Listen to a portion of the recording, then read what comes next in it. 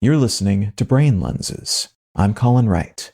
The term marriage premium, sometimes marital premium, most commonly refers to the seeming benefits primarily married men enjoy over unmarried men, though it also applies to the seeming benefits children with married parents enjoy over children whose parents are not married. The first set of benefits seem to be accrued by men who are married and who thus, often at least, benefit from the economic and lifestyle perks of cohabitation, traditionally, though not always, with a partner who takes care of the home, the children, and other usually unpaid labor that would otherwise fall on his shoulders alongside his paid work. This is a stereotypical and not at all broadly representative collection of assumptions, of course, but they seem to also apply when the pronouns and specific nature of the work being done are altered. The idea is that work/household divisions of labor, or bare minimum having two sets of hands instead of just one, makes it more likely that whomever's the more career-focused of the couple will climb the career ladder faster,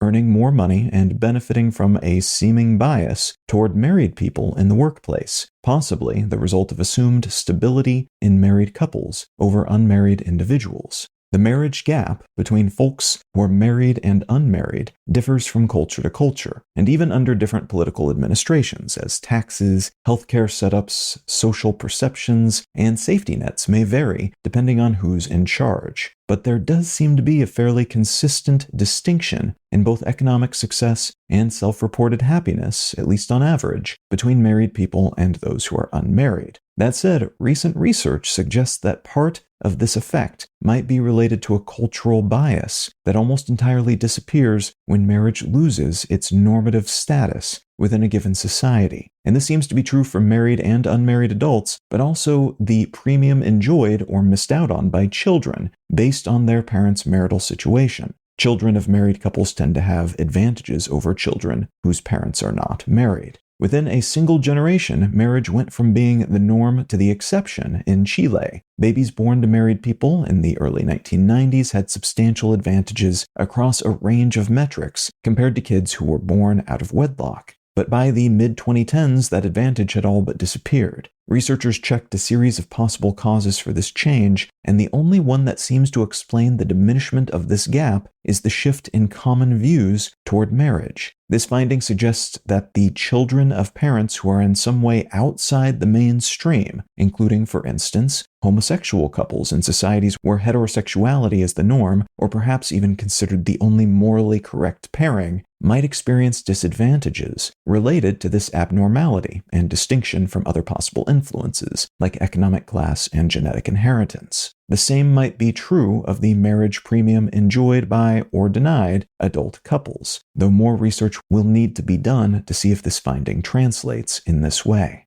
I'm able to present Brain Lenses in both its written and audio formats ad-free because of support from listeners like you. If you're enjoying what I'm doing here, consider becoming a paid supporter for the cost of a cup of coffee each month at brainlenses.com.